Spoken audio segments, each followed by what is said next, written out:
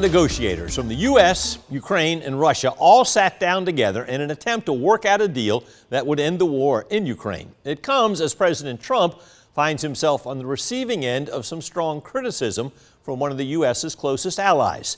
Erica Brown has more today from Washington.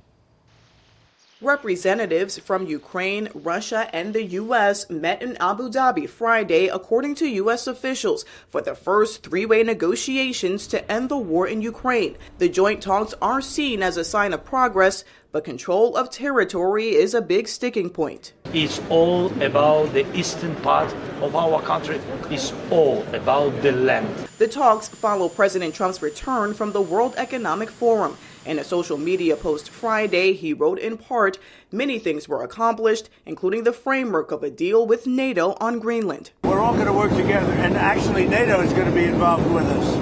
We're going to be doing it in conjunction, parts of it in conjunction with NATO. President Trump's push to take over Greenland had already put a strain on relationships with NATO allies, and new comments he made to Fox News minimizing their contributions seem to have only further increased tensions. They'll say they sent some troops to Afghanistan or this or that, and they did. They stayed a little back, a little off the front lines. British Prime Minister Keir Starmer slammed the remarks, noting that the UK lost more than 400 military personnel during the war. I consider President Trump's remarks to be insulting and frankly appalling.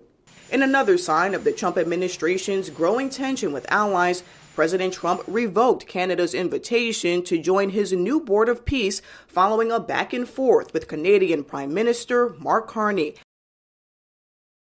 The spat between the two leaders began when Mark Carney spoke about a rupture in the world order during his speech at the World Economic Forum in Switzerland. He did not mention President Trump by name, but later the president responded, saying, quote, Canada lives because of the United States. Carney took issue with that statement, saying, quote, Canada doesn't live because of the United States. Canada thrives because we are Canadian.